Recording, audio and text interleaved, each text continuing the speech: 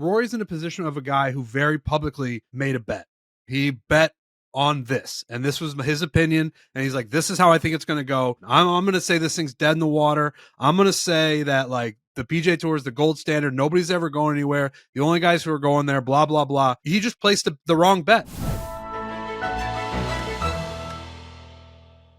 Foreplay, presented by Barstool Sports. We got the entire crew. Happy New Year to everyone. I feel like we've been saying Happy New Year forever. It's like the minute that Christmas is over, everyone just says Happy New Year to everyone. We've been doing that for a long time. So I'm going to say it. It's going to be hopefully one of my last times. Much to get to. First podcast of the entire year. We're on year like 7 of doing this whole thing. Dan Rappaport is out in Hawaii, getting ready to play in the Pro-Am at the Sentry. Kisner is going to be doing the call at the Sentry. Rory McIlroy's got some quotes, PIF, a lot of stuff to catch up on. I'm going to start the show with a prediction. And that prediction is that if we continue to do this New Year's week thing where we're off for like 10 days, I'm just going to fucking die. I just can't. There's no, I have to have some sort of North Star that tethers me to responsibility. And if we just don't have that for that long of a period of time, I don't know how somebody could survive this 10, 11 days that we have just off. I just can't continue to do it. I thought your prediction was going to be that when you're listening to this podcast on Thursday morning, Jersey Jerry has yet to hit a hole-in-one on the simulator in Chicago, because that's as we're recording. What's that? Without a doubt. We want it to happen, but as we're recording at 11:15 a.m. on January 3rd, he has burned through 1,500 attempts over the course of 12 hours and just hasn't done it yet. And Frankie tweeted it, and I think it's true, although I don't want it to be. There's a scenario where he just never makes it, and I want Jerry to make it, but he's really up against it here. As the attempts wane on, as the hours wane on, you're going to get more tired. It's 140 yards. I think he's using a 5-iron. He's just put himself in a corner here. And I hope by the grace of God that when this comes out, he has made it, but it doesn't feel like he has. I did a PGA Tour 2K23 stream, hole-in-one challenge. Took me 16 hours.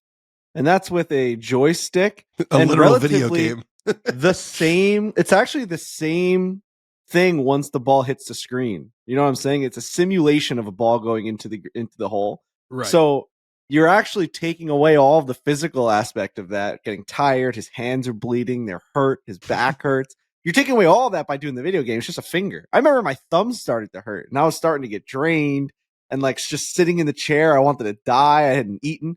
He's on hour 13 of real life golf, and like the problem is, unlike the video game, the stamina really comes into effect now. Big time. Like he hasn't slept, he hasn't eaten, he's only taken a 2 pee break since we've started to record this thing. I'm rooting for the guy. He wanted me to fly out to Chicago. Listen, if this thing goes on to the weekend, I'll be out there. I got a tooth appointment tomorrow. I cracked a tooth in the back thing. I got like emergency tooth surgery tomorrow. Absolute nightmare. But yeah, there is a scenario. I'm going to talk about scenarios quite a bit on this show because I want to talk about this guy, Oz Pearlman, the mentalist. But there is a scenario in which it's a reality that Jersey Jerry could do this forever. You know what I mean? That is not out of the question. You cannot say that's not factual.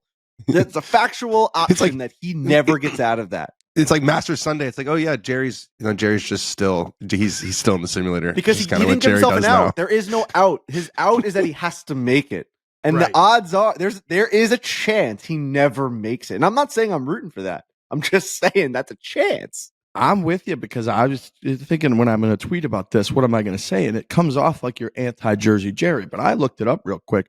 It says that the amateur golfer has a 1 in 12,500 chance of getting a hole-in-one. Now, let's say he's just a normal amateur golfer.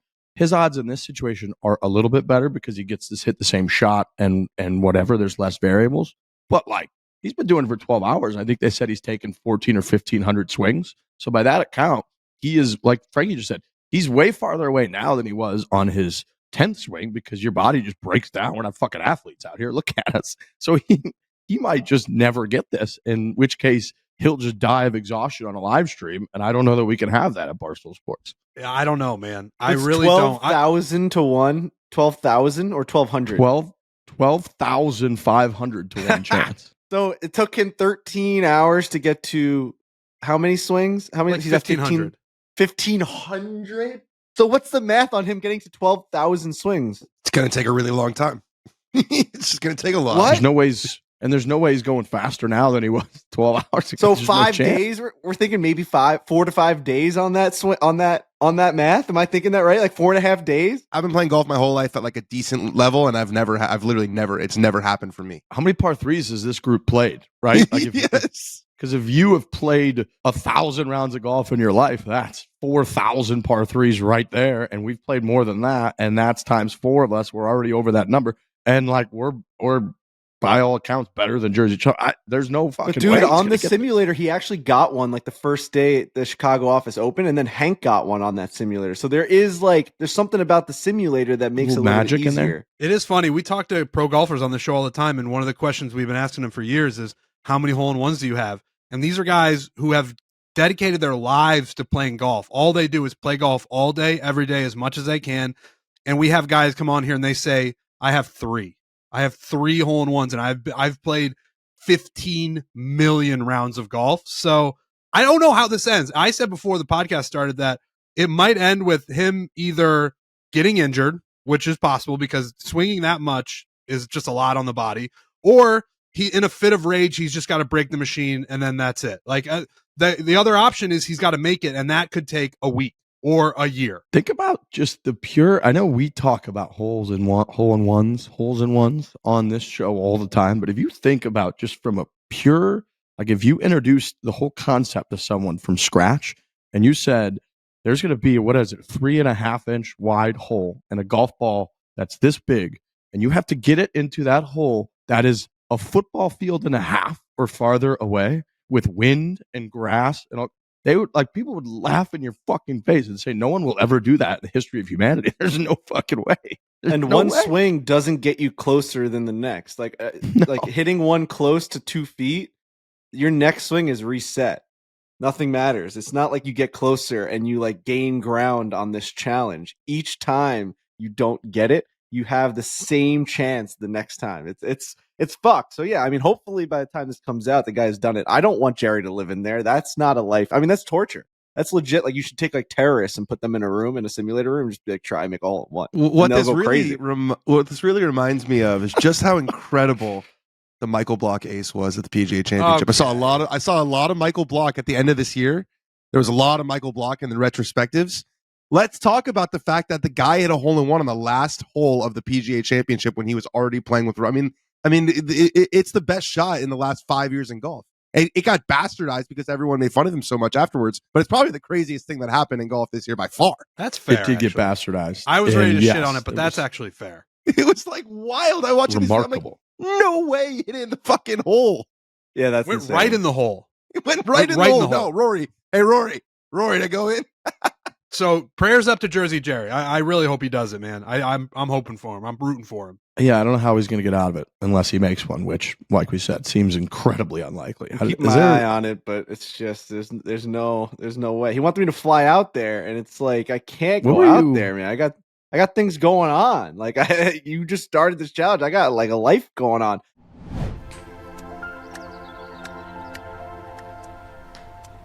You got to have great headphones. You just have to. In this day and age, there's too much audio going on. There's too much video going on. There's too much just personal connection to your phone, your iPad, whatever it might be, your computer in this situation. You simply need the best headphones because you're listening to stuff all the time. Techniques headphones. I'm wearing the earbuds right now. I know Frankie's got the over-the-top headphones. They're just the best in the business. They got the ear fatigue and how ergonomically created they are so that you can have these bad boys in all day long and it doesn't make your ears hurt, feel uncomfortable, or whatever. They're the best in the business. They really are. They're so comfortable. The battery life on these things are incredible. I really left these things uncharged for the entire Christmas break. You'd think that just even though they're off, sometimes technology just kind of bleeds out battery. I don't know how that works, but if you leave an iPad on forever, on sleep mode, it'll just be dead the next day. It's just sitting there. Something about this thing, it's just fully charged. And I've just loved them. They're so comfortable. The spatial audio inside where it goes from right to left when you're watching a movie on your phone, it's changed the way that I watch YouTube and all these movies. I can watch a movie on my phone now on the plane, and it's like I'm in a movie theater because you're just getting that audio experience. It's amazing. Yeah, I'm very, very, very happy these guys came on because we got sent my earbuds.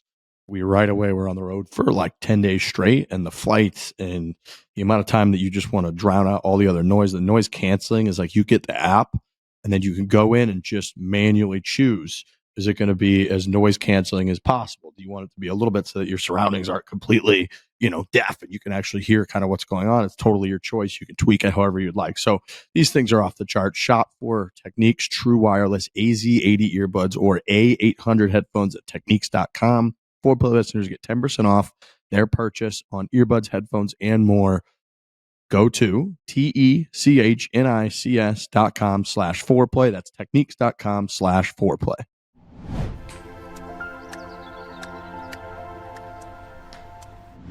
I got this tooth issue. I cracked a tooth, and now I've been doing a lot of researching. I cracked dude, it's crazy. I have a baby tooth in still. There was no tooth underneath it. There was no tooth, so they left it in. And they're like, "Oh, just take it until it goes to the bottom." And I hadn't been to the dentist in I don't even know how long, 3 years, right? Until they probably would have taken it out by now because it was down to its nothing. And I checked on it the other day, and it was cracked, and it's been hurting me because I was like, "What the fuck is that?" And then I'm doing all this research, you can have a heart attack from a bad tooth. You know what I mean? You ever see that? The tooth goes straight to the heart. No. Your gums. Oh yeah.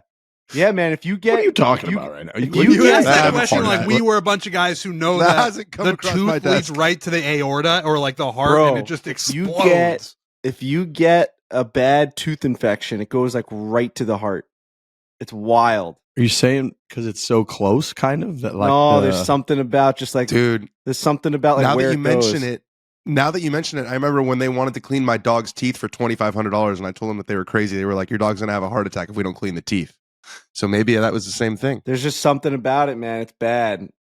No, you really have reached a level of WebMDing that I don't know if the world has ever seen before. Dude, I think it's step 2 or 3. It's not that deep. It's it's right there. It's on Google search, they'll give you those first 5 options. It's heart attacks, number 2. Bad tooth, bad dental hygiene, heart attack. So what are you going to do? You're getting it removed? Well, I have an appointment tomorrow. I think I have crazy dentist anxiety, and I know Riggs, Papa Riggs is a dentist, and there's Dr. something Steve. about it. I don't like to go, and I don't like, since I haven't gone forever, I don't want to go because I don't want him to judge me. So that anxiety of opening my mouth. So I'm literally planning on tomorrow opening up my mouth, and before I open up my mouth, I'm going to say, "I know you're going to see some crazy shit. I don't want you to react. Don't say anything out loud. Just keep it to yourself and do what you got to do. I don't want to have a conversation about why I haven't been in here and what's happened with my tooth and what the possibilities of my heart issues might be because of my fucking tooth. Just fix it." That's what I'm going to say. I'm going to be very blunt. I'm going to be an asshole. I'm letting him know now that when I open this mouth, you keep quiet and you just get the job done. I don't want to have a conversation. I don't want to turn red and be like, it's just years have gotten away. No, I don't want it. When's the last time you flossed? Yeah, far. I've been flossing like crazy this week in preparation. Yeah, that's crazy. Right. Oh, I used to do that as a kid when I would go to the dentist. Trick them. I wouldn't take care. Yeah, right. I wouldn't take care of my teeth all year, and then the 2 days leading up, I'd brush 50 times a day. Just this is gonna take care of it. This will get all that plaque off there. I'll never see that. It's gone now. Last time I went to the dentist, the woman was like, "Oh, your gums are receding pretty bad." She's like, "Do you use chewing tobacco?" And I was like, "Yeah." She's like, "Do you want me to tell you to stop doing that?" I was like, "I don't know. I think it's kind of pretty evident that I need to." She's like, "Okay, well, I think it's my professional duty to tell you that you have to stop." And then that was it. It was super fucking awkward. I haven't been to the dentist. I may never go again.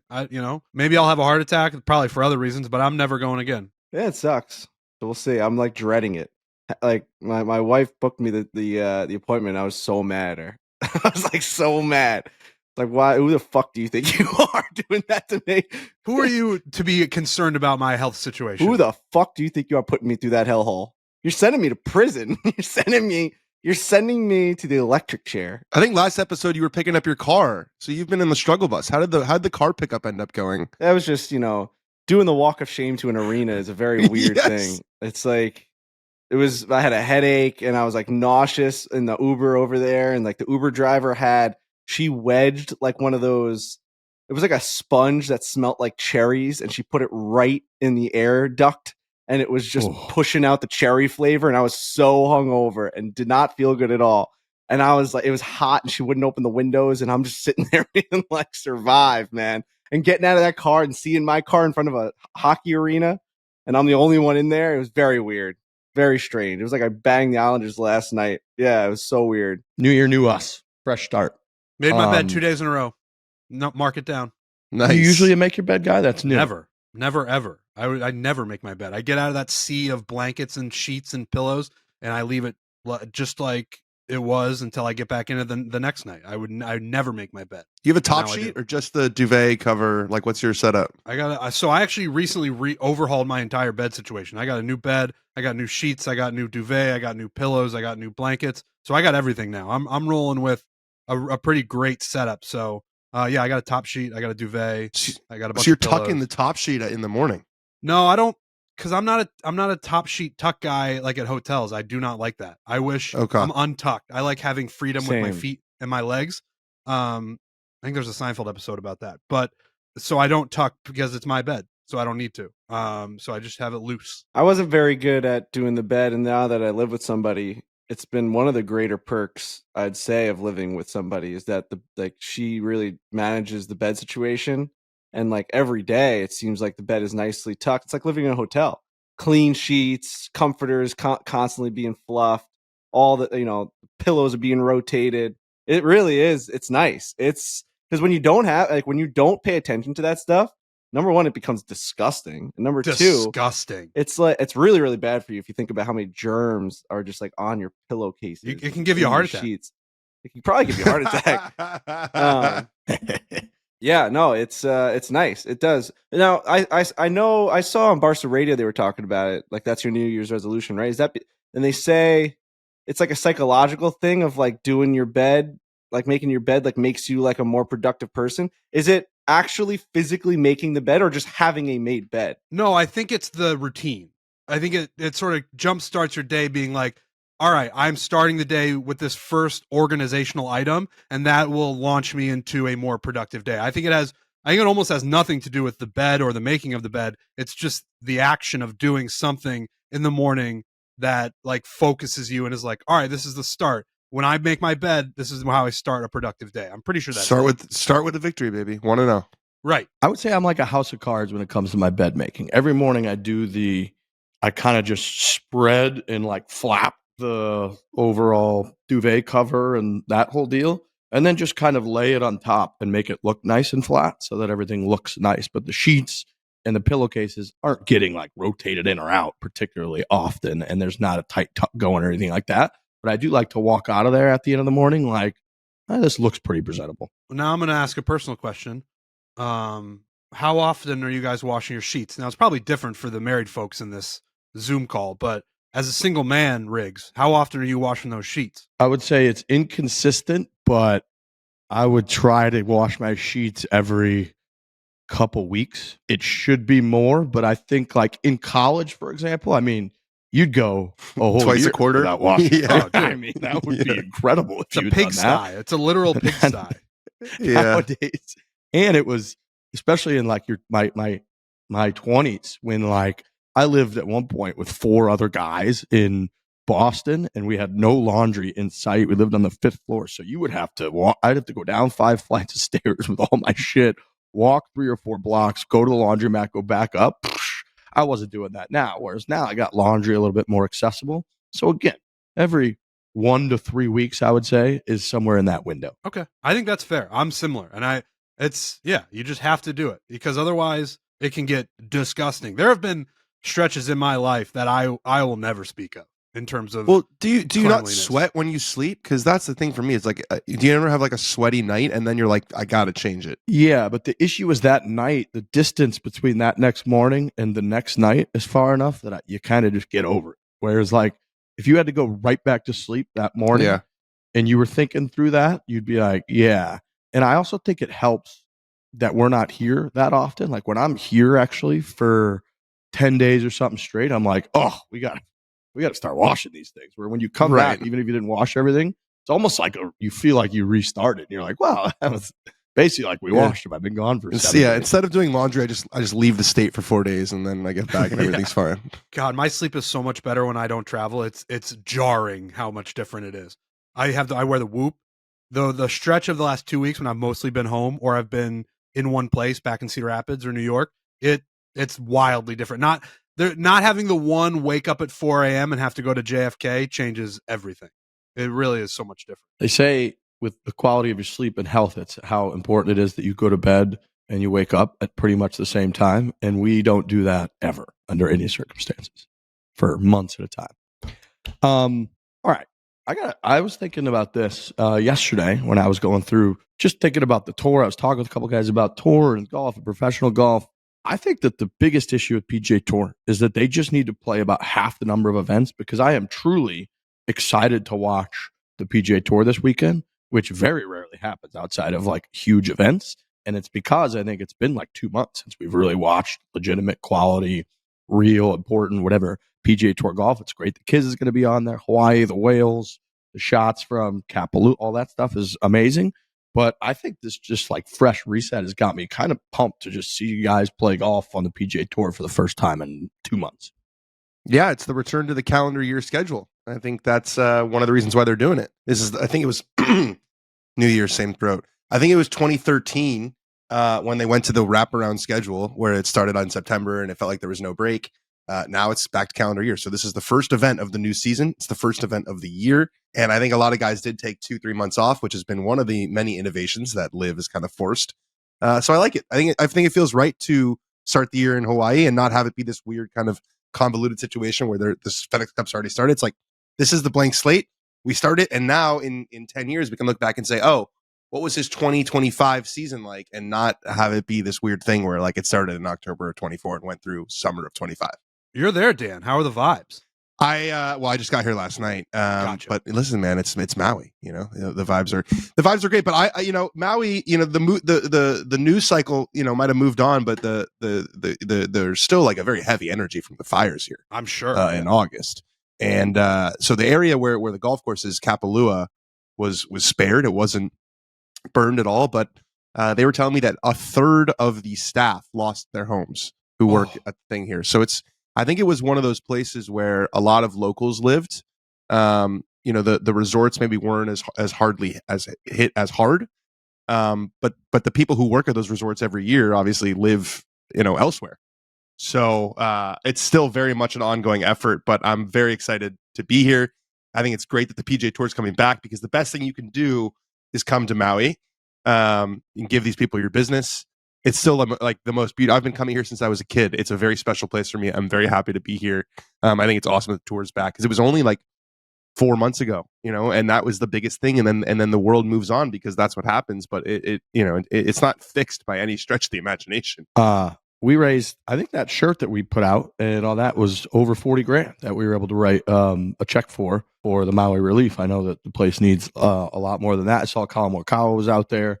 He posted some stuff on his Instagram just about being around, the love that he has for Maui and all that. So yeah, it is, like you said, it's insane to think about how quickly things just move on. It feels like we've been through, read about, responded to, whatever, like 100 tragedies since then. So it's like you just kind of move on so quickly, like you said. So it's nice to see people giving that attention. It'll be nice to see them kind of highlighting the area as they always do this weekend. And how many golfers is it? It's only 30 something usually. No, it's different this year. It's 59 players this year, which is the most they've ever had by far. They keep on changing the rules. So this tournament used to be you had to win a tournament. It was very like clear as day. Okay. Win the tournament, you get here. Then for the last like 3 or 4 years, it was win a tournament or get to the Tour Championship. So then you started having guys. I don't remember who it was. Someone won their first tournament here, like, which would never happen before because it was the Tournament of Champions. Now it's even bigger. It's like one of the new signature events. There's different eligibility rules. So there's 59 players here this week. Definitely higher. Excited to see our boy Kisner on the coverage. I know we debated it quite a bit. I was kind of talking with him over the break, and I was like, what's your deal? Are you playing? And he sent me in real time videos of him with Tillery grinding on his game. So he's like, no, I'm staying. I'm playing Sony. So he's gonna try to cover the Sentry and be on the broadcast, and then the next week, he's be out there trying to win a golf tournament. So that's good to hear because, like it was a little bit vague. It's like, why is this guy Kevin Kisner, who was just on the President's Cup team a little bit over a year ago, is taking a broadcasting gig, the whole deal? But he'll be there. I imagine Thursday we'll get a lot of action and chatter about him being on the coverage. Maybe the most golf Twitter thing.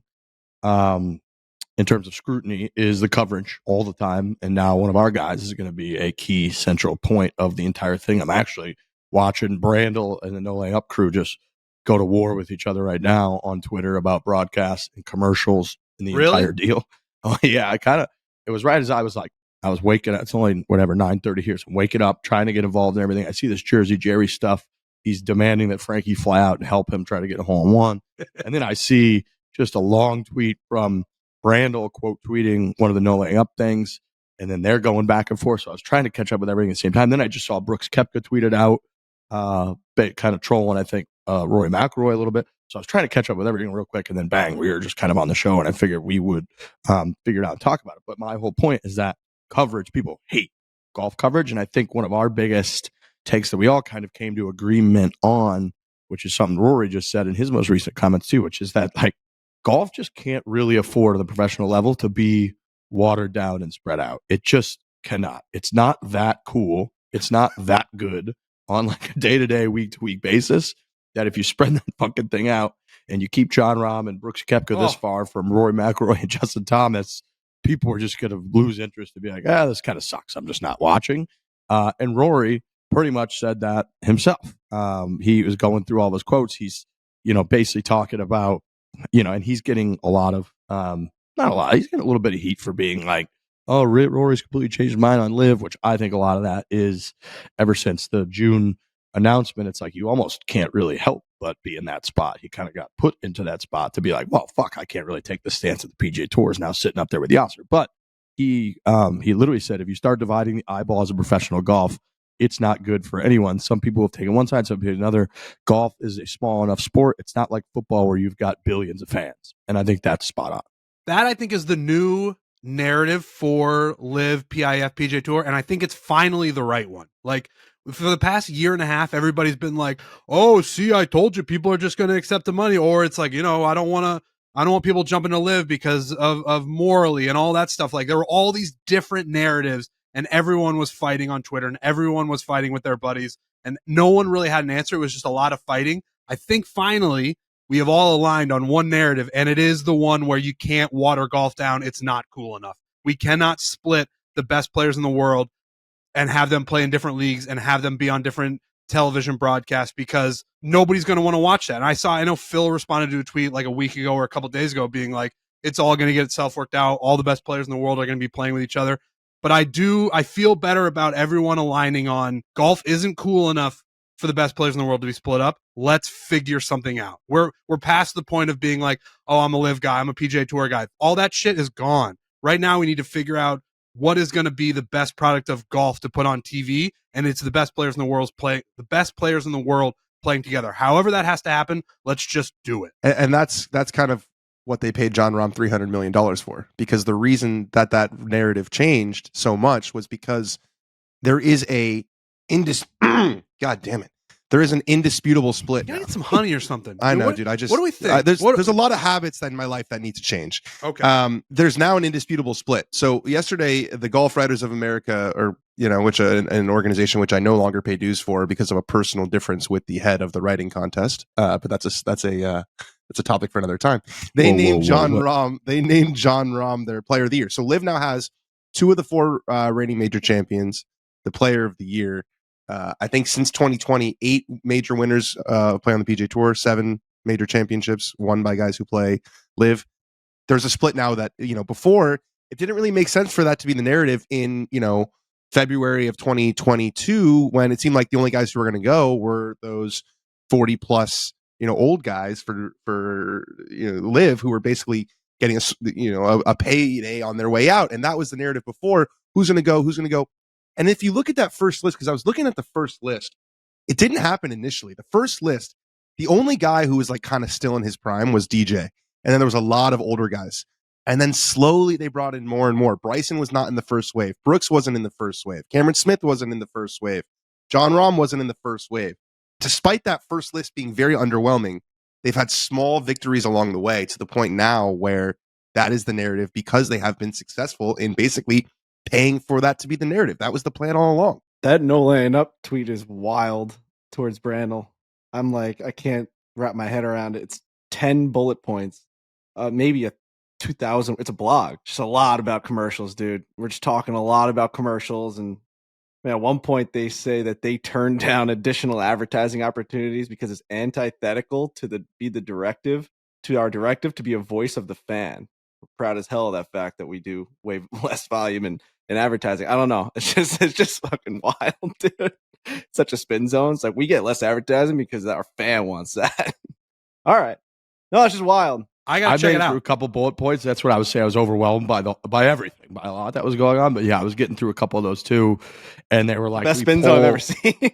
You like poll our fans, and 95% of them say that our ad load isn't too much. And to Brandel's original tweet was like, he basically just simply said, like, you guys have commercials in your interviews. We have commercials on our show. Like, we're at least pretty fucking close here on all. Like, what? I think. Yeah, I mean, Brandel's definitely like. I saw Brandel got dropped off by his wife at the airport, and he's like, he's starting his season. He's definitely getting back into like Brandel, kind of just like poking at the bear and trying to get Brandel shit going on again. It's really stirring the pot.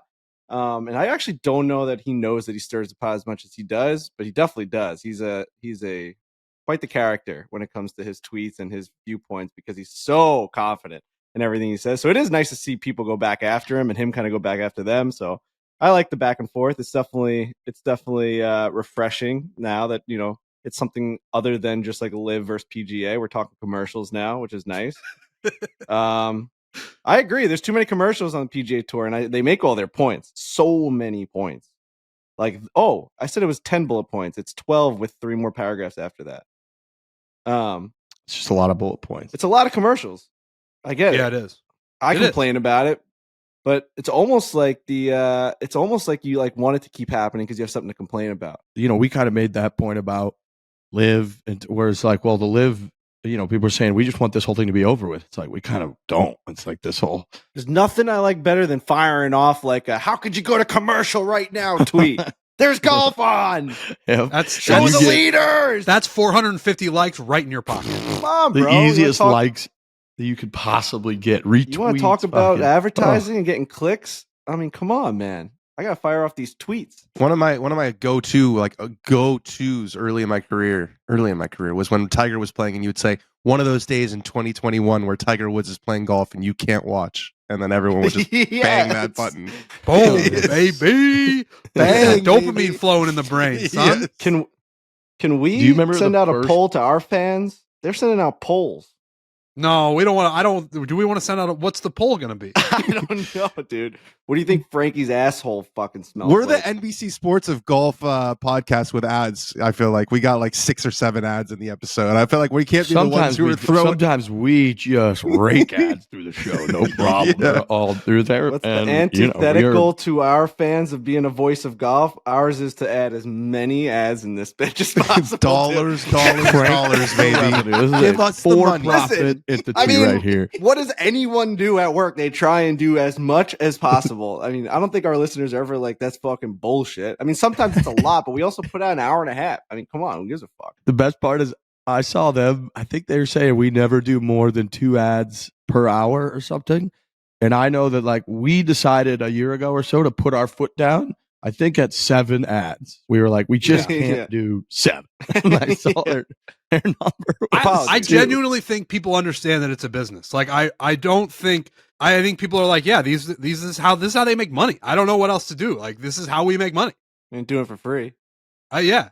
I think people get that. It's a money making world, and that's just how we do it. Do you remember how hard everyone was on the ad critique at the first couple hours of the Ryder Cup this year? It was fucking nuts. You literally couldn't even watch it, and everyone's doing that. Was bad. That was there's only bad. 4 people on the course. How do you not show up? That was bad. No, I do agree with them in the sense that, like, at some point you have to be able to make money. Like, I've never understood, and I've always wanted to sit down with someone, and I think we kind of did with Packer during our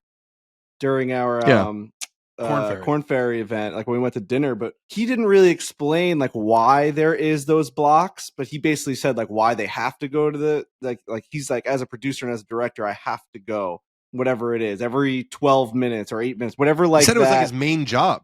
It's his main job to go to break no matter what's happening on screen. But my question is always like, why was that scenario put in place? Why was that block? Like, why can't they just get more money for less exposure? You know what I'm saying? Like, just or like figure out something else. Like, why is that the only option to go to commercial that many times to get that ad revenue? Is what I'm saying. There's got to be another option. There has to be a bug on the screen or something. Yeah, and I would think that in one of the 12 bullet points plus 3 paragraphs, that one of their points is that listening to our show, if you're a golf fan, or No Laying Up show or whatever, is a choice. You're kind of choosing which if you just want to watch professional golf, you don't have a choice. Like if they're on the PGA Tour, that is a great point.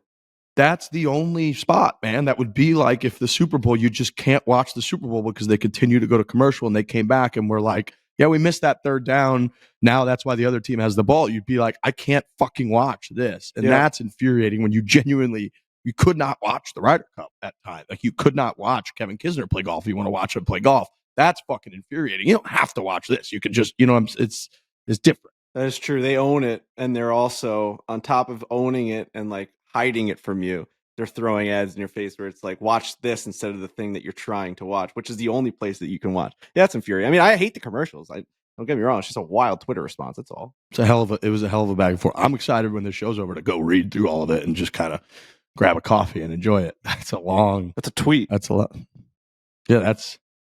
Trent can't believe how long I'm going for, dude. That's really long. Yeah, I didn't even know you could do that on Twitter. Is there a max? So that's also that's their arena. Like they knew when they were typing that out, because I'm looking at the ratio and they have like 10x. They're like, this is you're coming into our territory. Yeah, this is what we do. Whatever. So it was a bit of a dunk situation. That's their bread and butter. That's kind of. I mean, didn't he lead it with like, "Let's go, boys"? Like, he was like so hyped that he took the bait. Yeah, crack. Yeah, exactly. Exactly. Boys. Exactly. Get me my pen and paper.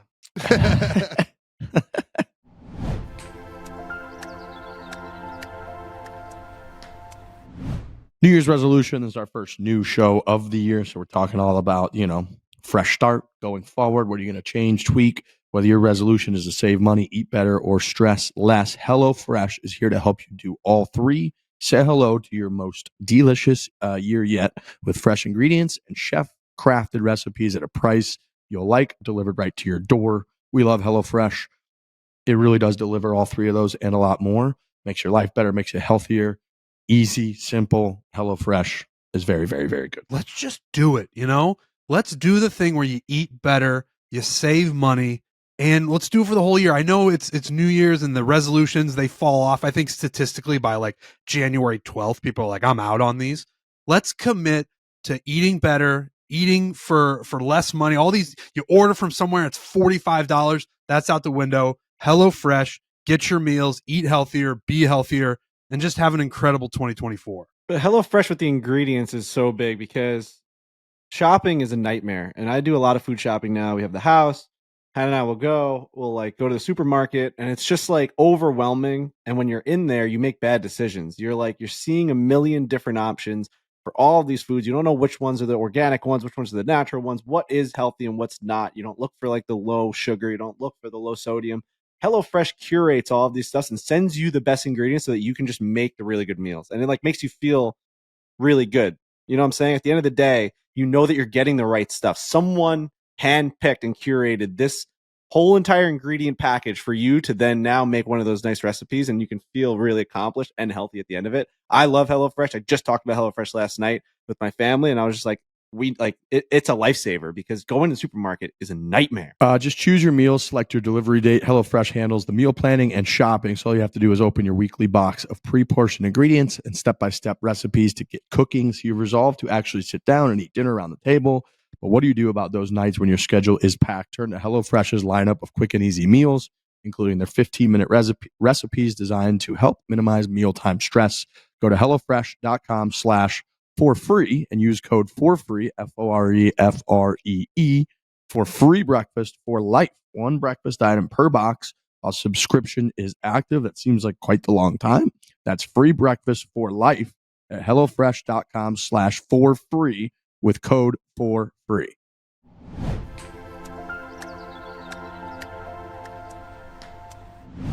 The extension, Dan, is there any, I mean, that's not surprising. There's no more knowledge about really any details whatsoever. There's just that they're going to try to, they got the deadline to the Masters or something. Is that it? Yeah, the deadline's been extended. I'm going to poke around obviously this week. I'm going to be out and about on the PGA Tour the next couple of weeks, West Coast. So I'll try and find out more. But I would guess, a somewhat educated guess, they want to see what this deal looks like with the American group.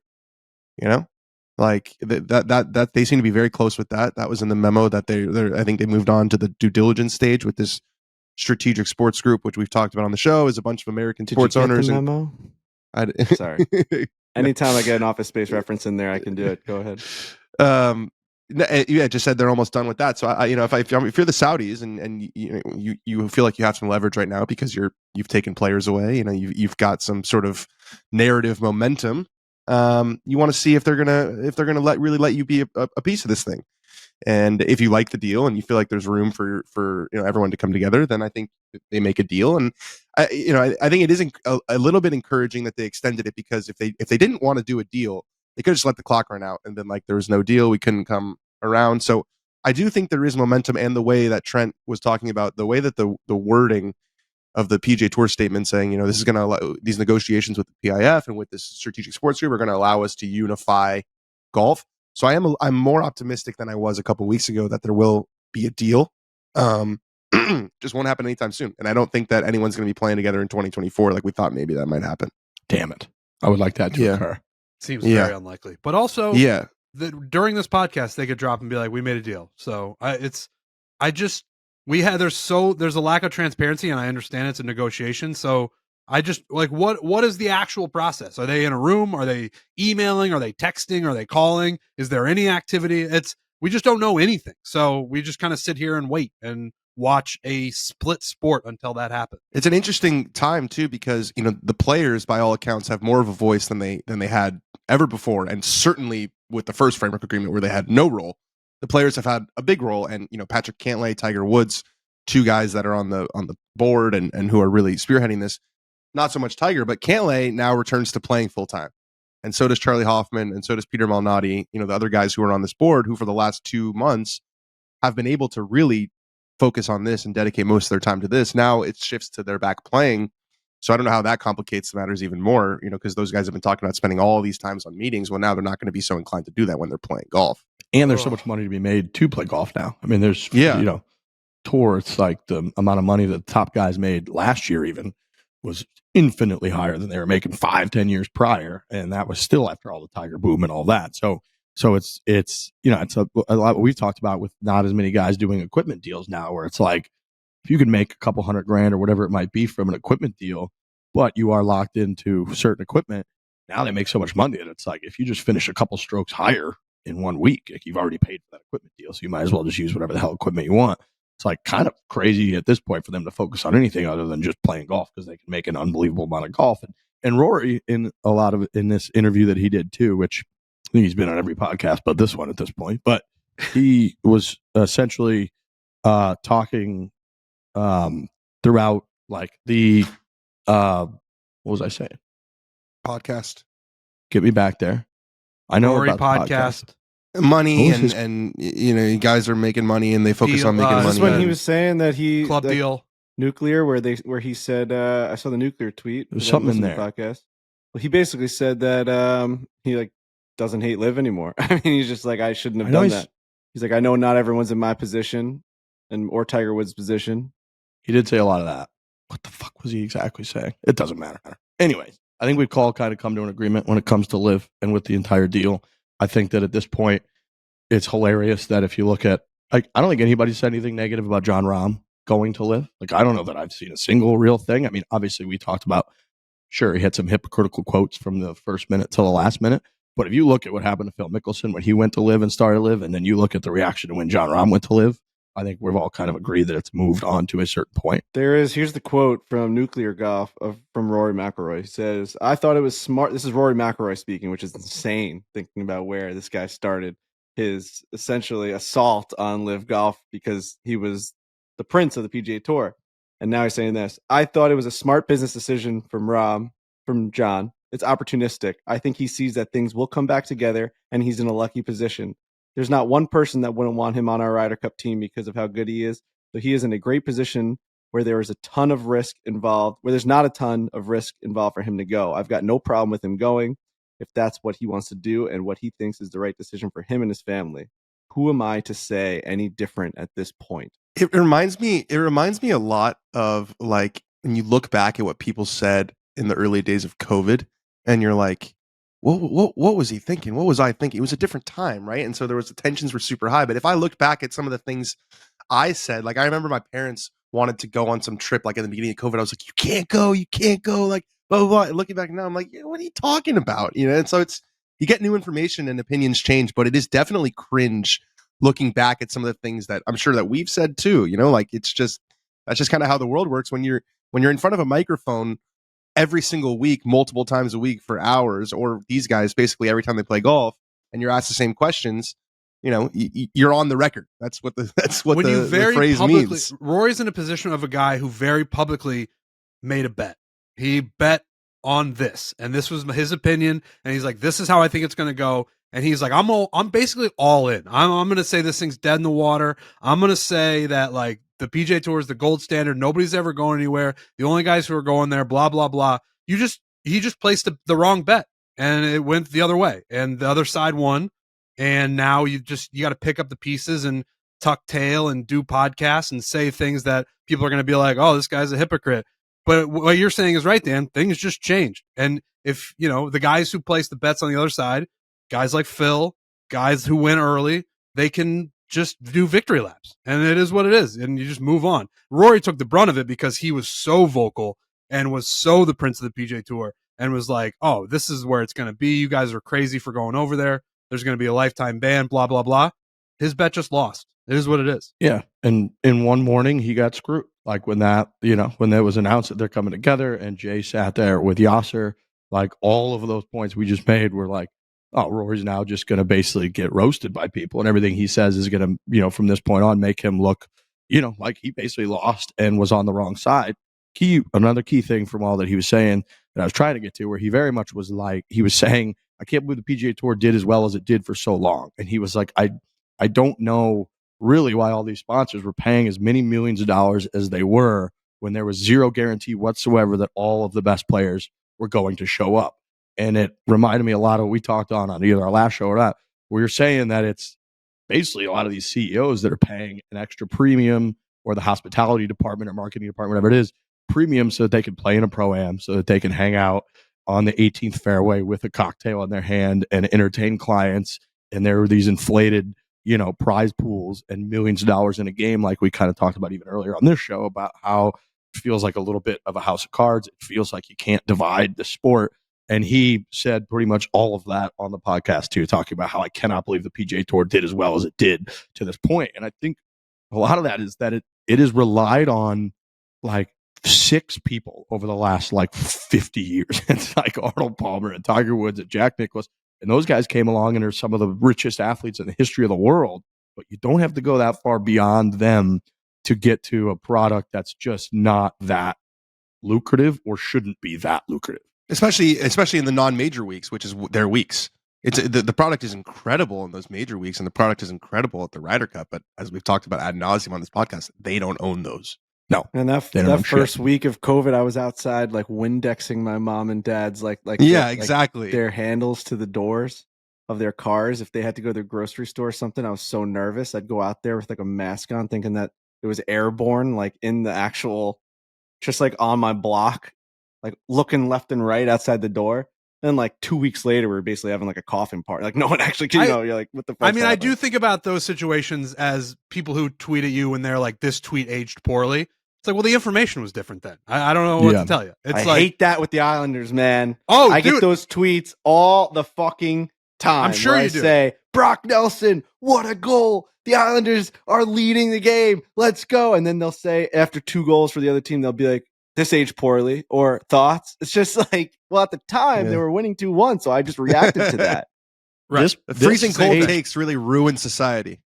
This aged poorly doesn't even like tweets don't age. They have the timestamp of exactly when they were sent on. Right. No, it didn't age. That's not a prediction. Then it can age. If you make a prediction, then it can age poorly. Sure. Yeah. Which I guess Rory kind of did. Rory said this golf league will fail. Dead in the It has water. no legs. Dead in the That's water.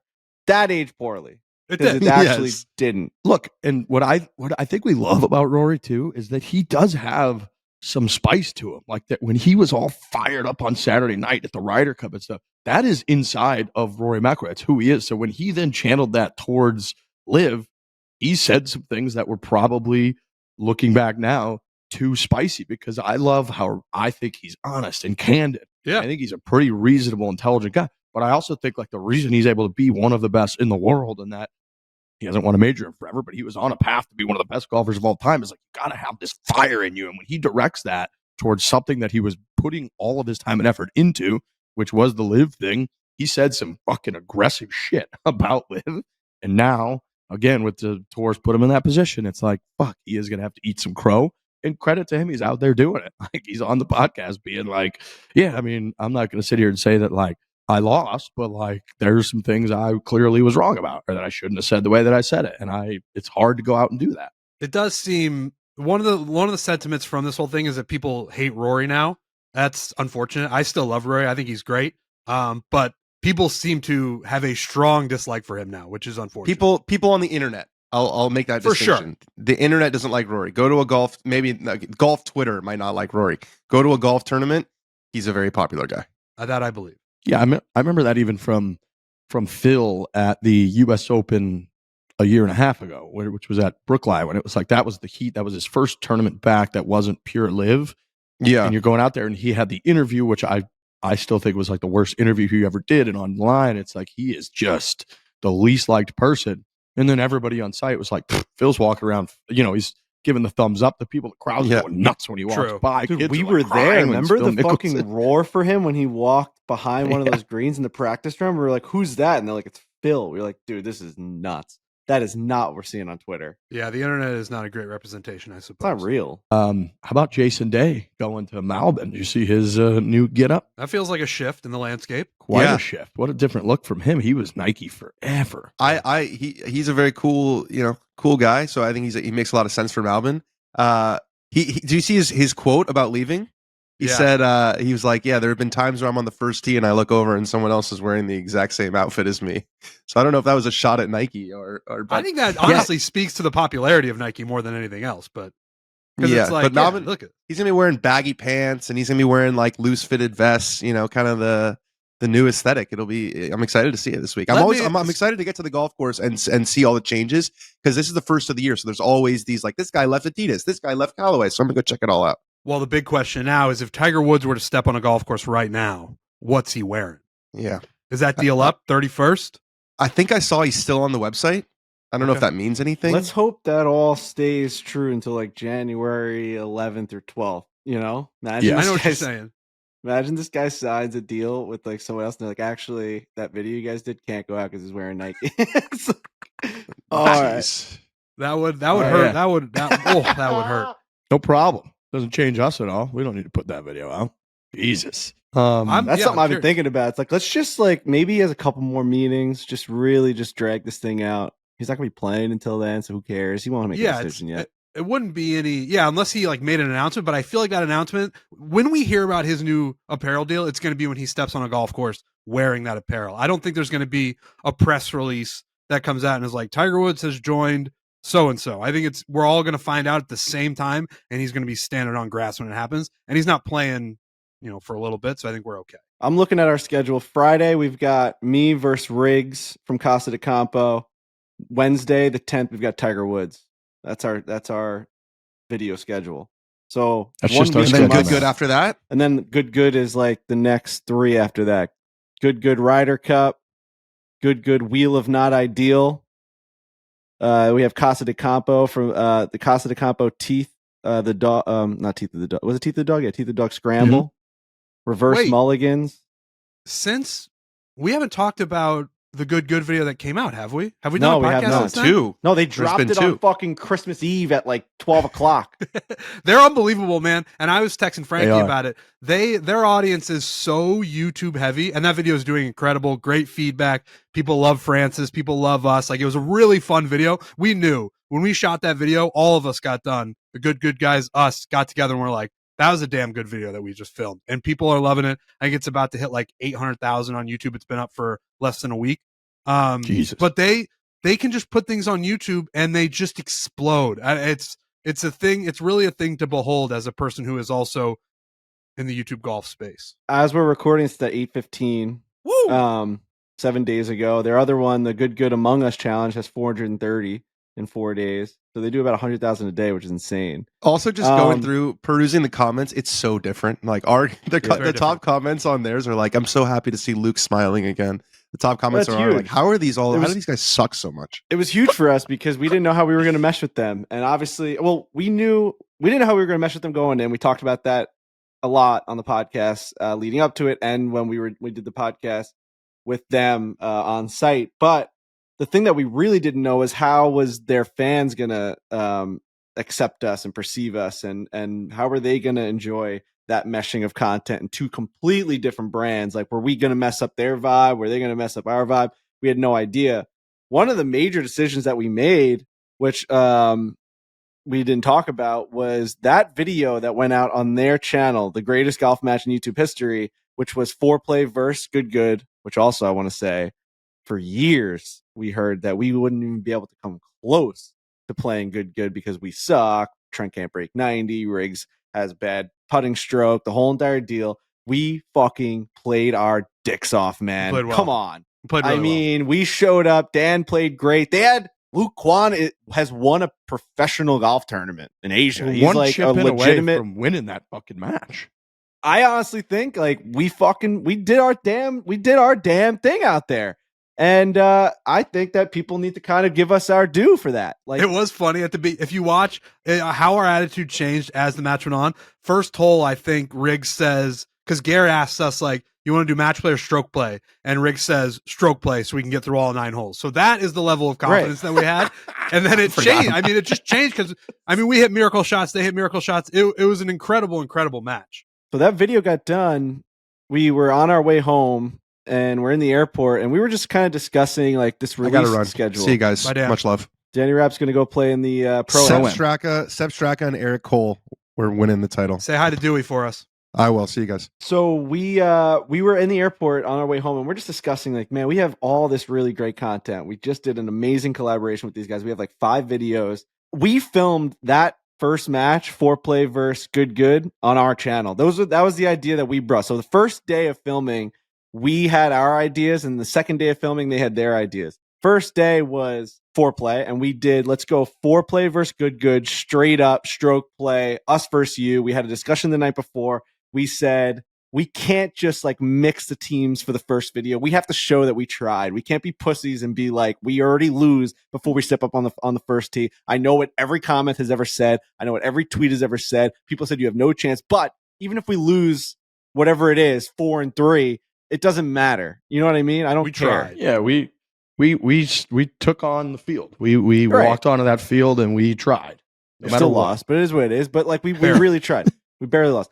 Then the second video that we did, which is coming out on our channel, was the Ryder Cup, and we did 3 holes? Yeah. Yep. 3, 6, 9. So we did 3 different matches within 9 holes. It was combinations of scramble, alternate shot, and play your own ball, like singles, like play your own ball, 3v3, the best 3 versus the best 3. Amazing video. So now we have these videos, and we're like, all right, we did Good's filming day, and they did Among Us, and they did all of their style of videos. They did the Wheel of Not Ideal. We did Best First Worst, which was coming out. I don't know if they wanted me to say that, but it is what it is. I mean, we're gonna have 5 videos out by then. It's not really spoiling anything. And I thought if the first video, and we all thought, if the first video that comes out is the Among Us challenge, is that really show how amazing the vibes were. Like, first time on their channel, really big deal for us.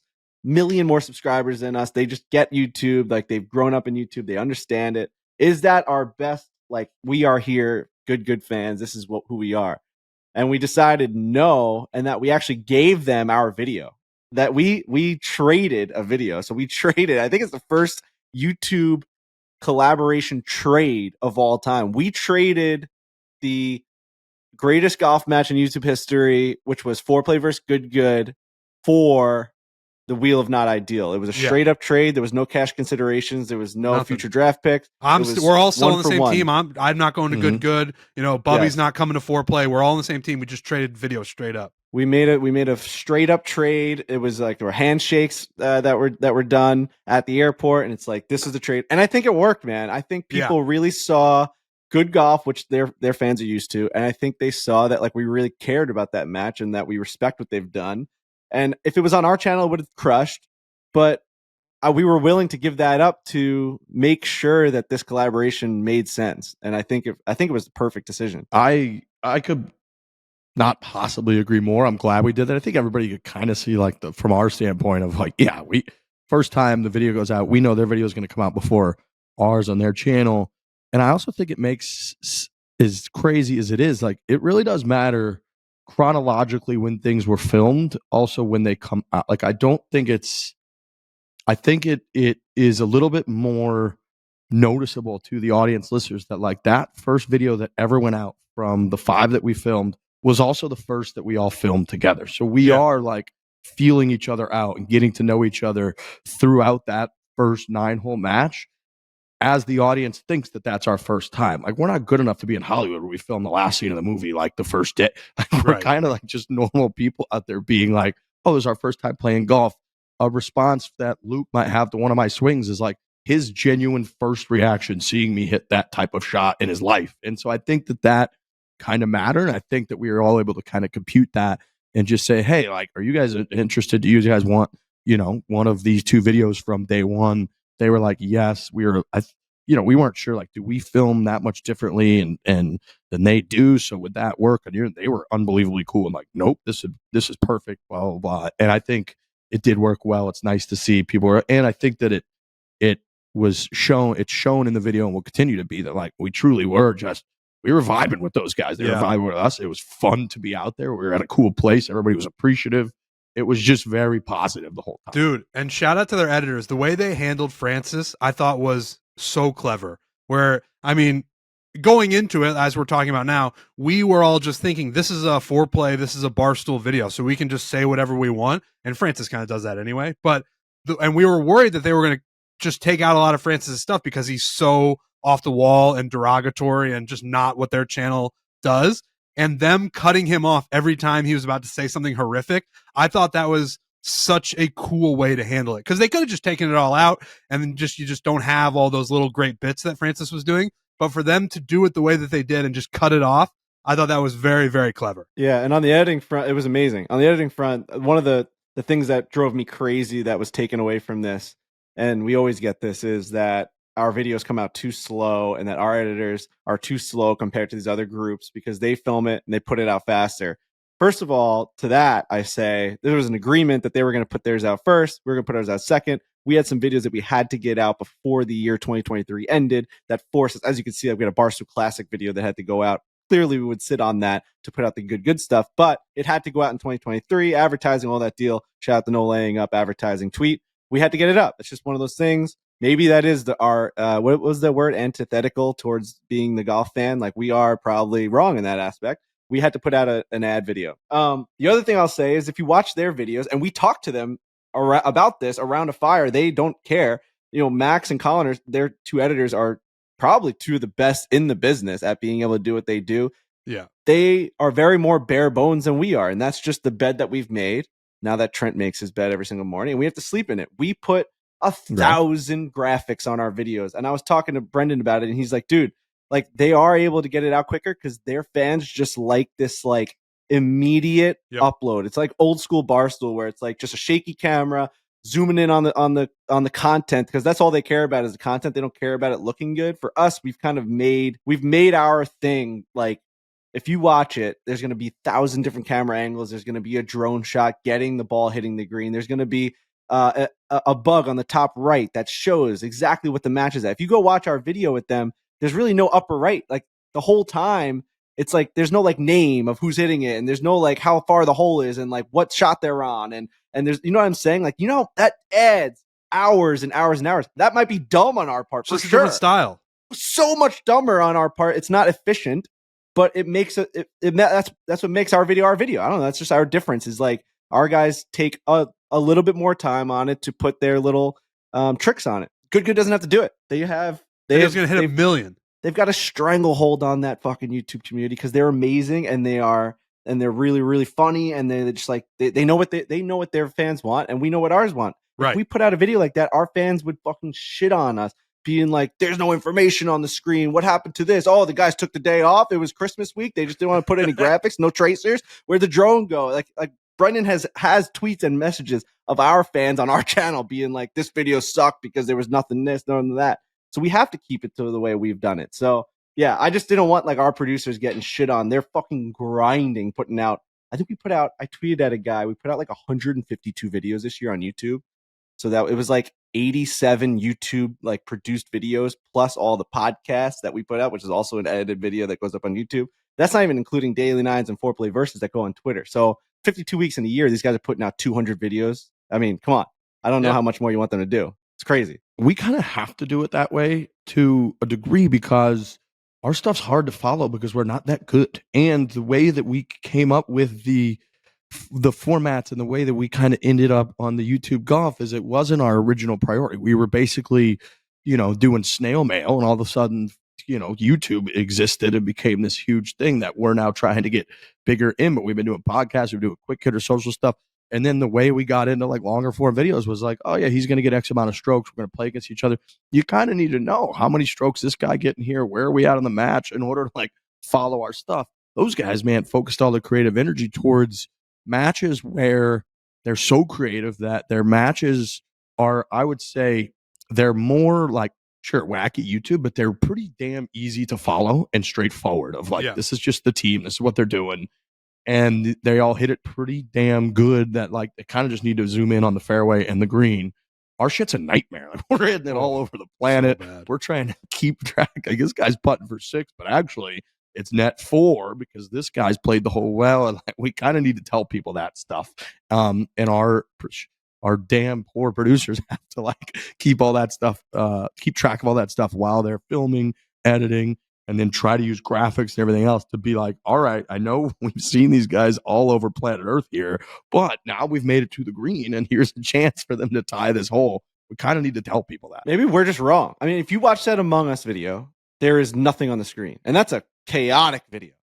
There's so much going on. You know how long it would take our guys, but the way that we like to edit stuff with graphics and like who is the imposter and who's the crew, we would have had like Kyle Timms and Jared would have been making ridiculous like images for who is the guy, and like, you know what I'm saying, like as I'm walking around as the imposter or something, or as Trent or whoever ended up being it, they'd have like a red thing around me as I'm walking on the drone so that the viewer can know where I'm at on the golf course.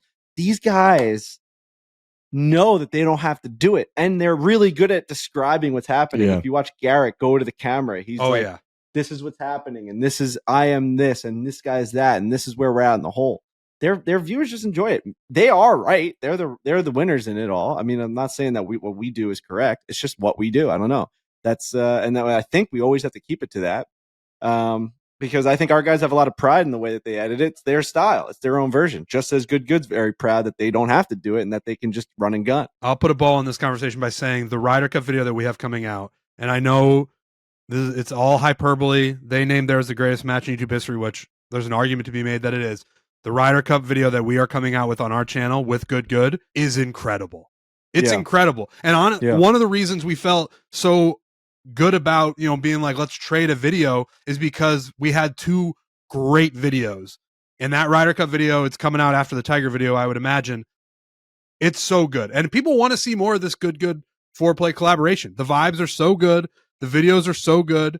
And you're going to get a great one on our channel. A couple great ones, but the Ryder Cup one is incredible. Yeah, I mean, the Tiger Woods video is Tiger Woods, so that speaks for itself, and it's off the charts. But I would say, outside of a giant celebrity who steals the entire situation and he could just walk around in a circle and it would still be the coolest thing ever, that Ryder Cup good video that's going to come out is my favorite video I've ever been a part of. It was definitely same. It had my juices going. It was as intense and into a match as I've ever been since I was able to play sports that actually mattered. It was, everybody felt the same way. The energy was building, the waves were crashing into the beat. It was insanity that we were a part of that, and everybody kind of felt it. And I think that video is going to pop. Dude, on one of the holes, we were all like, I think good started the chant because we were just that into it. Everyone was going insane. Yeah, We did. It was So phenomenal. The vibes were off the charts for sure. Yeah, it's been great stuff. I love those guys. They're doing Same. that, like they're doing like a couple live streams now that they're starting up. They're just gonna continue their takeover of YouTube golf, and honestly, for us to be a part of that going forward is going to be huge. And yeah, they're doing that 2-man event before Waste Management that I know we're going to be a part of. It's gonna be great. Everything's just great right now in YouTube golf. As PGA Tour and Live also, they all like figure their stuff out. YouTube golf is figuring all their stuff out. It's a great time to be in the golf space. it is. Thought leaders in space.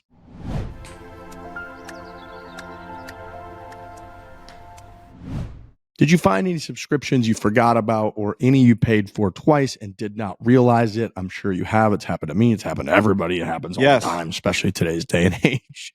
What'd you get? I just had it. I, for the longest time, knew that there's something wrong with my Amazon Prime. I knew it. I would get way too many notifications about like updates of payments and that I would be paying for something, and I just ignore it. I'd be like, that can't be right. I kept saying that can't be right. Turns out that I had an Amazon Prime account on my email that was Amazon Prime fully being paid $16.95 a month. And then there was one on my phone number. So I must have done one on like an app or like an iPad once, or like I'm trying to think of like where I could have done it, but I signed in somewhere else aside from my phone, and I used an email, and then on my phone I signed up with my phone number, and I couldn't connect the two, and I was paying for 2 Amazon Prime accounts. And honestly, Rocket Money found it. It said, it literally highlighted it in red and said you have multiple of the same payment coming in two times each month. Delete one of them. And we did. We deleted it. That's incredible. Rocket Money is maybe the most valuable app that any of us have ever gotten on our phones. It's a personal finance app, finds and cancels unwanted subscriptions exactly like that. It monitors your spending. It helps lower your bills.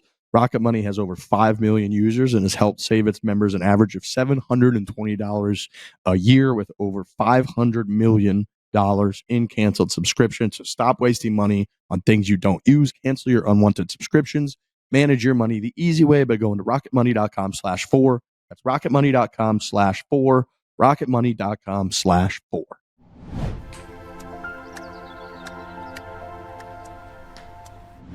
Anybody have anything else? I want to talk about this Oz Pearlman. First of all, your name is Oz. Don't go by Oz. I hadn't heard it pronounced until Caleb started Sunday Conversation. So up until that video launched and I watched it, I thought it was Oz. We've talked about him on the podcast. He was the guy that was on Hard Knocks that was messing around with all the players. He made Aaron Rodgers hold a pack of goldfish where he thought he was holding a fucking deck of cards. Craziest thing I've ever seen in my entire life. He was guessing people's their phone passwords just by looking at them, doing things that you really can't even wrap your head around. Now, he was on Sunday Conversation and he ruined my whole entire weekend. Like just right on Sunday, ruined everything that I had going for me. New Year's Eve, the whole deal. I was like, you gotta be fucking kidding me that this guy just did this. Because when something like that, when I see that, I can't accept that what I just saw is just being accepted by everyone. I always need to like find out, what did he actually do? And why are we just accepting that this guy did this? We're just going to be like, that was cool, and then move on with our day. I don't. I'm in the group that doesn't move on with their day. So I'm searching, I'm tweeting, I'm figuring out, what is this guy doing? Because he's just a human being. So how is he doing something that we all can't comprehend? You know what I mean? That doesn't make any sense to me. He's not using technology. He's not using it. He's just doing something that's racking our brains in this scenario that we can't even fathom it. Well, So- the thing that's Wait, no, go ahead. Well, what I was going to say is the thing that's different about him, and he alludes to it in the interview with Caleb, where he says he's doing mind magic. And up until this point in my life, when you watch magic, there's cards or there's rabbits getting pulled out of hats. Like there does seem to be a formula. Whether or not you can find it, I don't know. But like at a certain point, it's sleight of hand and he's hiding a card under his wrist, or he's doing something where there's something tangible that he is doing in front of you that you just aren't picking up on.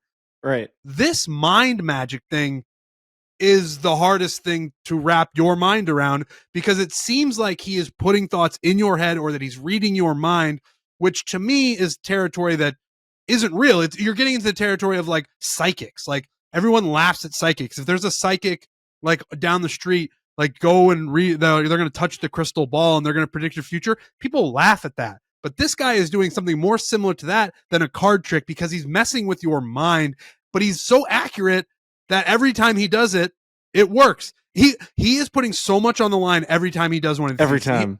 I remember he went on the Yak when everybody was still in New York, and he predicted some random name that Brandon Walker had in his mind on his phone. Like that's not splitting a card and, oh my God, you had the two of clubs. Wow. That's very different than that. And like I said, the stakes are high every time. He's going on Hard Knocks. He's going on the Yak. He's going on Sunday Conversation. These are huge platforms that if you fuck up, it's over. Everybody's like, oh yeah, that guy, he didn't get it right and it was fucking awkward and then they ended it. But it never happens. He always gets it right. It's crazy. He was on America's Got Talent. That's where he started. And he did some things that blew their mind. Simon Cowell, the whole entire deal. And he's like doing card tricks. And at one point, so there's a video on YouTube of a guy, and it says like, so spoilers if you don't want to know how he does this one trick. I'll say that because in the video they say it. But I had to see like how he does one of them. And there was one where he had like Mel B, one of the hosts, write something down. And the guy on YouTube breaks down how he figures out what she wrote down. And in that scenario, he hadn't written anything down yet. He made her write something down on a piece of paper and he rips it apart. And the guy shows that there is a way of ripping apart paper that you can still keep what she wrote. And as he's like throwing them away, he can see what she wrote. And he has a little pencil on his like fingertip, like a fingertip pencil that he can write as he's holding the paper like this. He can write 57 and then turn it around and it'll be on there, which is an amazing sleight of hand. It's insane. Yep. Incredible that no one in the building, they're watching him intently. They can't see that he's writing something as he's looking at a paper and he's not messing it up. You're on America's Got Talent. What if you saw, instead of 57, what if you saw 59? And she's like, no, you got that wrong. He got it right perfectly. Yep. So that's incredible. And that's why he went on. He was third at America's Got Talent. And then he blew up, right? He just absolutely blew up. He didn't get his like run show in Vegas like you do when you win America's Got Talent. But he's exploded. Bro, that to me, I can like accept, because prior to that, I probably would have said the same thing, because now that I know the answer, it seems like obvious, right? Because I know the answer. And prior to that, I would have been like, how do you do that? But at least he's like grabbing something from someone and he's writing something down. What he did with Caleb when he said he took so I think he saw that breakdown and he's like changed his act. He's obviously progressing in magic and he's like figuring out how to do crazier and crazier stuff. But I think he's like put away the pen and paper and the little finger thing, because he now uses a whiteboard, which you can't do that fucking pencil thing with. It's just an eraser. And he wrote the name Rosie O'Donnell down on a whiteboard and shows it to the camera before he asks a question and just goes, Caleb, randomly, who was your biggest celebrity crush growing up? And Caleb goes, Rosie O'Donnell. And he turned it around and that was the name. I'm talking 1 in a billion chance. I mean, Jersey Jerry can make 10,000 hole-in-ones before I pick someone's fucking biggest celebrity crush on camera. I mean, what is the explanation to that? You know what I mean? Where is the sleight of hand? Where? Right, there isn't. Did Caleb sign an NDA and like? No. And that was my other thing, is like people who, I mean, we work with these people, so we know them. And there's always going to be the aspect of people like, oh, they clearly agreed beforehand that this was going to be a thing. Dude, I guarantee, and I haven't seen Glenny since he's done it, but I know he's going to tell me that we didn't talk to him. We've got no agreement. And I believe him. Glenny's not going to lie. It's just I don't know what the explanation is. I really am at a loss for words. Is Because it research? Like, could he just go back through everything Caleb's ever said and be like, Caleb Maybe. said that on a show 6 years ago? Like, and I don't know. Maybe, I'm but sure it can't be that because that's risky. Caleb could just change his mind right there and say something. Right. On the Like, you spot, he can't- could like forget Rosie O'Donnell's name exists and just be like, I don't know, Kim Kardashian. Like, it could be anything. Yeah. And then Yeah, it can't be that. That would be too the simple. birthday That, thing. you I don't know can't how much risk we your want. whole I mean, career we on can that. spoil it. It's been, but like the birthday thing with Glennie was crazy. All See, like, that stuff's crazy. That like there's some sort. I don't know how that happens. I know right? what you're gonna say, but there's yeah. some sort of thing where he makes You lead them I don't know into how- it. he makes them pick the cards, Correct. but then to have him do all the math is nuts. But there is some sort of math equation that it always ends up that number. But for it to be Glennie's birthday, and for him to pick a random fucking he's multiplying his favorite jersey numbers. He could have picked the number 97. I don't know. I know what you mean. The Rosie O'Donnell thing is probably more stunning just because it's bang, bang. Here's the answer. I got it right. Here's the answer, bro. Do you ever see the Michigan one where he went to Michigan? Maybe. He goes to Michigan and goes to Jim Harbaugh, and he goes, He goes to Jim Harbaugh, and he goes, I want you to name 4 guys in this room of 200 guys. They're in an auditorium. He goes, just bring 4 guys up here. And Jim Harbaugh looks around. He's like, J.J. McCarthy and some random backup cornerback and this guy and this guy. And he brings them all up, and O's Pearlman lines them up, right? And he stands them in an order, and he has this paper that someone's been holding the whole time. And it's a scroll. And he has them line up. Now, Jim Harbaugh brought these guys up, and some guy's been holding this paper the whole entire time. And so J.J. McCarthy holds it, and as he opens up the scroll, he asks each guy to say their jersey number. And it's all their jersey numbers in perfect order as they're opening up the scroll. Yeah. So now, when you turn over the numbers upside down, it said go blue. Yeah. No, that's witchcraft So, shit. What are the odds that they stood in that? You know what I'm saying, dude? Bro, I'm with you. I'm totally with this is what makes it incredible. Like, nobody knows. I don't understand it. Someone's going to have to message me in confidence, email me, text me, DM me. This is how he does it. I'll see what you think, and then I'll make my assessment on that. But I don't know, man. I really don't know. Oh, Jersey Jerry changed his hole. Okay. All right. I love it. I forgot that. Is it one where there's not a bunker in front? Because as we talked about, that's a Taking mistake. licks. No, That's there's hard. no bunker in front, but there's like rough. It looks a little bit easier, but it's a very tight green. But that doesn't matter. You just gotta get in the hole. But yeah, All right. there's not much room to run it up to the hole. He's gonna be there forever. He's at 6. As we're recording this, he's been going for 14 hours and 24 minutes, and he's at 1,620 attempts. Oh, He is going to. I saw Chaps say this. Chaps was sitting in the room, and he goes, "Brother, you are going to be in a tremendous amount of pain tomorrow." He goes, the amount of pain you will be in tomorrow is tremendous. right. Like, what do you think is the most swings you've ever taken in a day? Long range session. Maybe go out and play 9 holes. 200. Oh, Yeah, I don't even know that you can get to 2, because you would have to be beating balls to get over 200. I mean, A large That's an amazing bucket amount at of like balls. a large bucket, like one of those huge buckets that you would get at a public driving range is like 60 balls, maybe 80 balls, maybe Right. 80 balls. fuck, man. Right? A Right. small is like 40 And so- balls, and a large is like 60 or 80. You're telling me you're going to go there? Sometimes I used to get like 3 buckets when I was just pounding balls, and I'd be there for 2 hours. But that's still, man, like at most, that's 250. He's at Right. 1,600, dude. His body's going to, he's going to like, his fucking spleen is going to like explode or something. Like something inside his body is going to explode. Right. Where I think this might end, if they're just going to do it until he makes one, this just becomes his 9 to 5. So he goes home at 5 o'clock. If he doesn't get it, he's like, all right, I got to Yeah. go home, see the wife, see the kid, go sleep for 7 hours. And then when you get to work at 9 a.m., you got to start hitting balls. And that's just what it's going to be until he makes one. It is unsustainable to have a human being just stay in there and hit 1,000 balls or just hit endless amounts of balls until he makes it. He's never going to do it. You have to come up with a system. They got to start doing what we did with because at some point with the hole-in-one challenge on 2K, we were at 16 hours, which he's approaching in real life.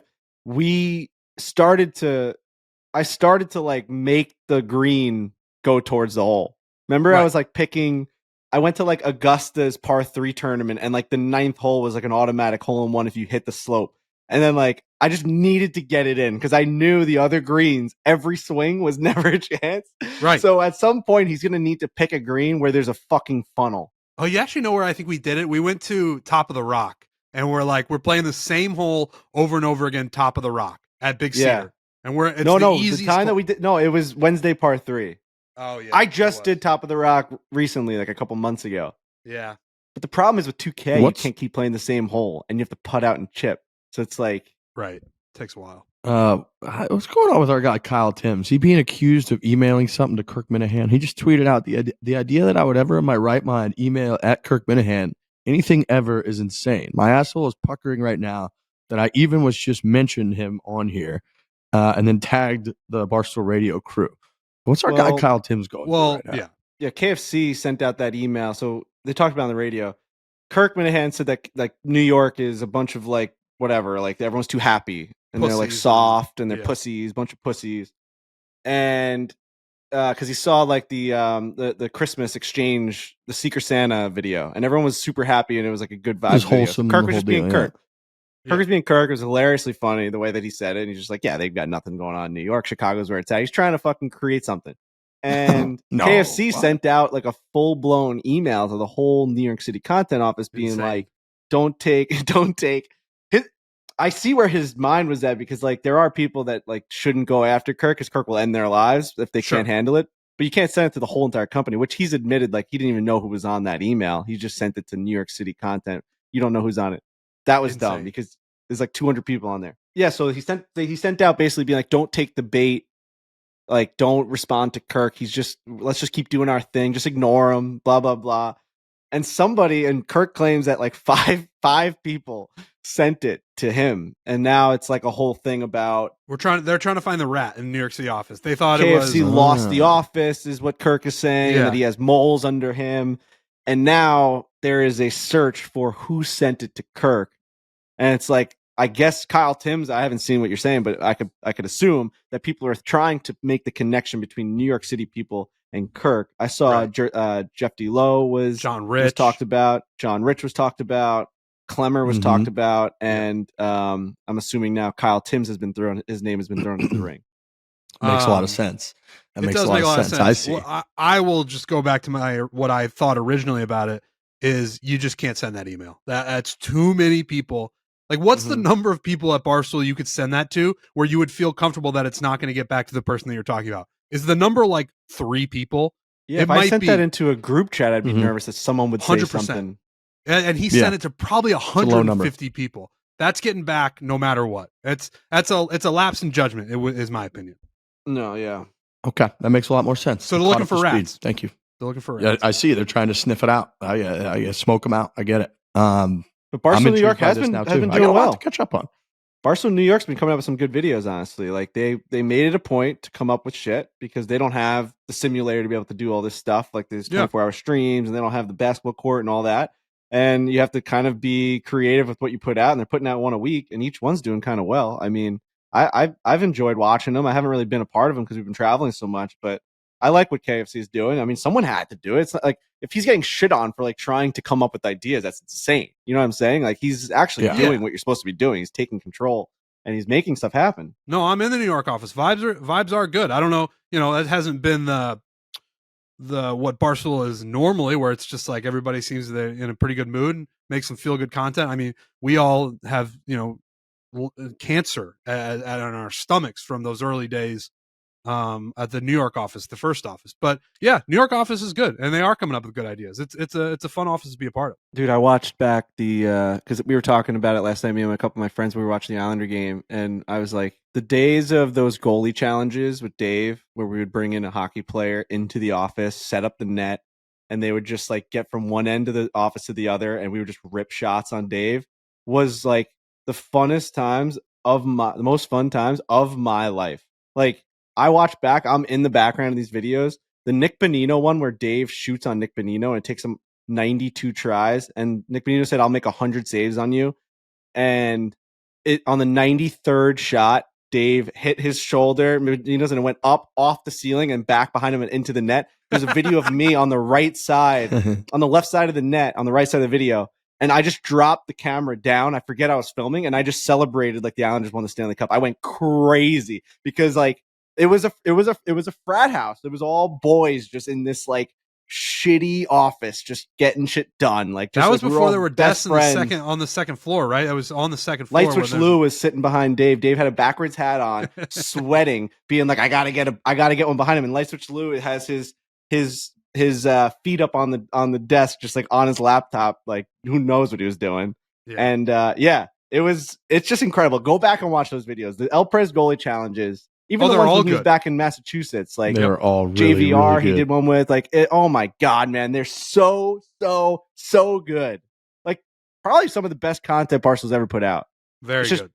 pure content. He would rig it too. Like they had to shoot from so far back with those balls that were like fucking. Bro, when Kevin Hayes and the Rangers came in, Kevin Hayes, Jimmy VC, and a couple other guys came in. Dave, I had the idea, but Dave's like, do something to his balls. He like brought me into his office, like, do something to his balls. His tennis ball, and I fucking went into the kitchen and I put them under water. I soaked them. I waterlogged them so that they wouldn't grow too fast.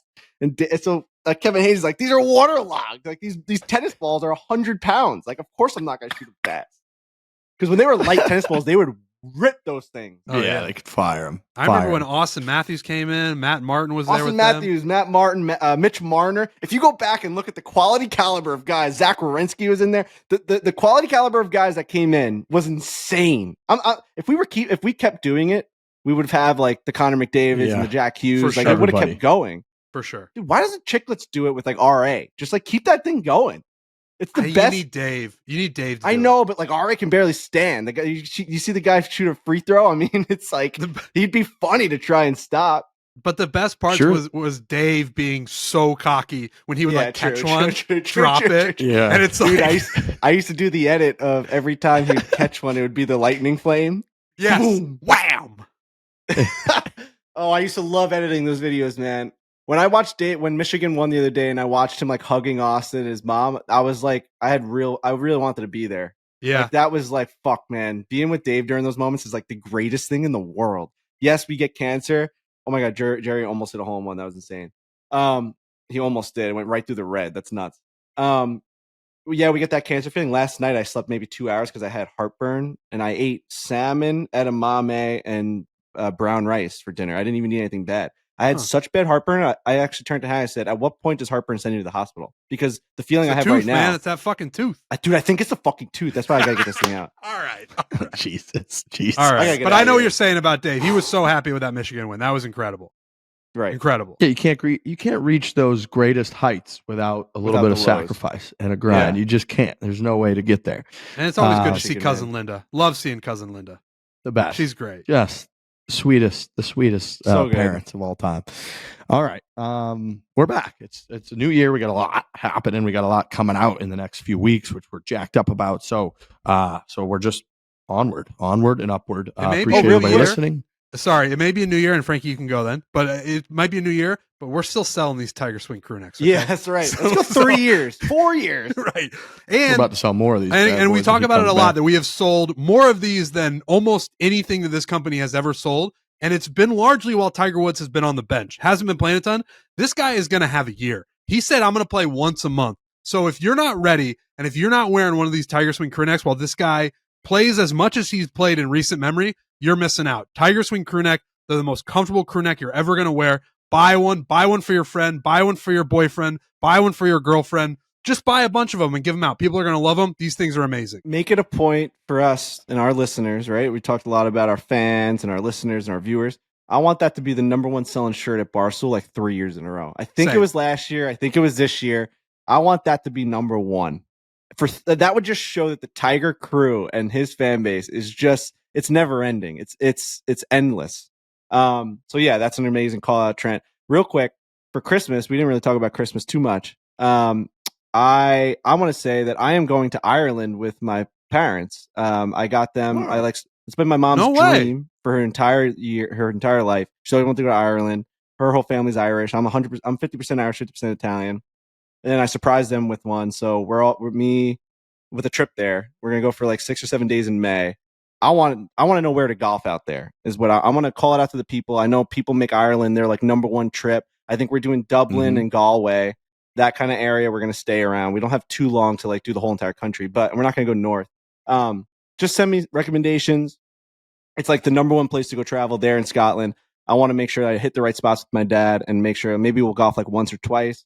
Yeah, I just wanted to get that out there because that's like a fun thing that people like to get into. They send their itineraries, they send their pictures. I love that. When we were going to Scotland, people were getting so hyped that we were going over there. I want the same thing for Ireland. I want to check it out. I want to go to the right spots. I've heard Ireland is so Scotland is, from a golf standpoint, a little bit more historic. Don't get me wrong. I think Ireland's incredibly historic too, but obviously Scotland's got the old course and it's got almost all of the Open Championships, the whole deal. I have heard Ireland and like the pub scene and the general fun level with the locals is unmatched in anywhere that you could possibly go. That it's just a blast. That every pub you walk into, they're very appreciative that you're over there. They love that people come visit and they want them to have fun and share it. And I've heard it's just purely as fun as it gets for a golf trip. What a gift from young Borelli. How many tears in that household when that was unveiled? Oh, dude, the video is insane. Like, I won't put it out because it's like they'll probably get embarrassed, but it was just, they were so happy. But that's like what it's all about at that point. I mean, it's you like, if you don't do it, then you never do it. And like, I was talking to him, like, what are we going to get them for Christmas? It's my dad's 65th birthday coming up. I'm like, let's just fucking get him a trip. Like they don't get to go there. My dad's working like crazy. It's just like, let's just go. Let's just go now. Like now. Let's just go right now. We'll go in May. And we're just going to go. So yeah, we're excited. We're really excited. And like planning it with them. I haven't gone on a trip with them in forever. Planning with them is exciting. And yeah. So golf, yeah, I'm probably going to play like once or twice. I'm going to leave. I won't play like the crazy places because I'll leave it. I'm sure we're going to go do a trip there at some point. But yeah. I would like that. I would love that. It'd be great. It's beautiful. Well, Merry Christmas. Happy New Year. Everybody enjoy it. Hopefully, Kiz is great this week on the coverage. So tune that on. Get our guy some ratings. Get him some points. Get him a little bit of leverage in these conversations he's going to be having going forward. And we'll be back on Tuesday. Hit it hard. Hit it hard. Hit it hard.